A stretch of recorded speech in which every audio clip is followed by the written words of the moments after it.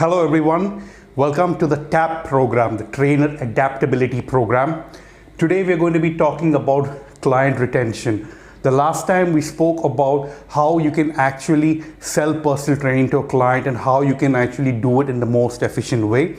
Today what we're going to be looking at is how exactly what you can do to be able to hold on to your clients as long as possible. Now, when I mean by holding on to your clients, I don't mean it in the sense where your clients actually want to leave or discontinue your services, but you do certain things to literally beg them to stay despite of the fact that they're not really happy. The idea is to be able to make sure that they really want to be there, or sometimes to be able to guide them in such a way that it help them to realize what exactly they're looking for. So let's just get into this. The first thing what really is important is to see and figure out why do clients leave in the first place. You know, in the beginning when clients actually come to you for a particular service, they have certain expectations and you do provide them that, stating that you can do certain things for a certain price. But then overall at the end of the program, it could be at the end of a month, it could be end of 3 months, 6 months, or maybe a couple of years. It can be anything. The client decides to discontinue with your program for various reasons. It could simply be because maybe the client is shifting to a different state altogether, or it could probably be because, you know, the client is, let's say, trying to take a break. Maybe the client is going on a vacation or something and he wants to completely discontinue the training, or maybe the client is just not satisfied with your services or not seeing the results, or maybe the client is just giving up. See, the thing is, the reasons could be many. It could be a fault, it could not be a fault, but regardless, you shouldn't give up hope. You shouldn't take it to your heart. Learn from these experiences, but don't give up hope. So as long as you know what exactly is the reason why your client is leaving, you're able to see and figure out what you can actually do to help them either change their mind or not even get to the state where they even think about leaving your services in the first place. All right. Now let's look at the first point. How can you actually retain your client? So just imagine, let's say you've been training this client and it comes to a point where the client wants to discontinue for whatever reason, and he comes and says, hi, so I think I may have to discontinue with the services because I don't think I will be in town for too much longer. I may have to leave, or it's not really working out for me and I'm thinking of calling it quits. It can be any reason. Like I said, I'm just making it up stuff right now. But technically, the first thing you want to do is remind the client why he joined or they joined in the first place to begin with. You see, when you're actually making a sales pitch to the client in the beginning, you always try and show the client a blueprint.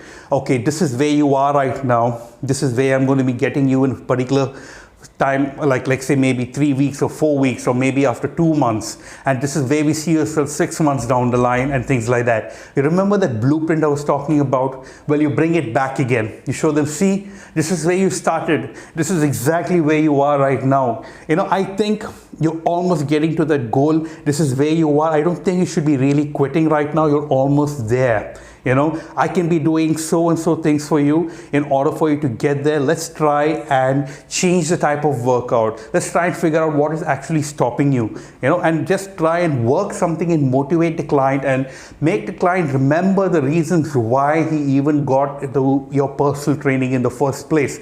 So by showing the blueprint really gives you a lot of details and exactly how it is in terms of time frame, as well as in terms of what quality work can be done within that span.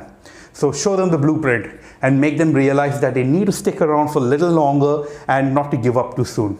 Okay.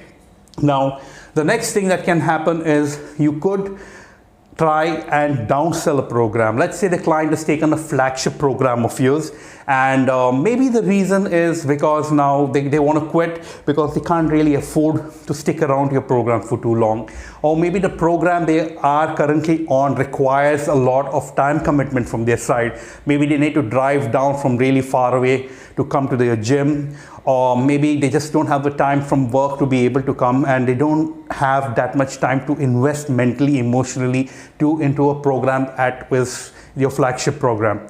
So what you want to do is, instead of actually telling them, okay, cool, not a problem, I gave my best, I wish you best of luck, try and sell them a downsell program. A downsell program is something that is obviously more competitive in pricing, cheaper in pricing, at the same time doesn't require too much of their time.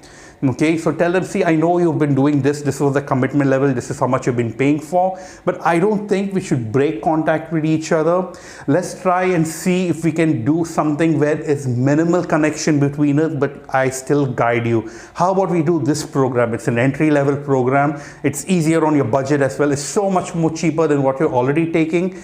And I feel that in the beginning, you may have required a flagship program. Now, not so much. I think you should be doing fine. So you can downsell, you can downgrade to a different program. That's perfectly fine as long as you're moving towards your fitness goals. So that's one way you can do. You can actually downsell to something.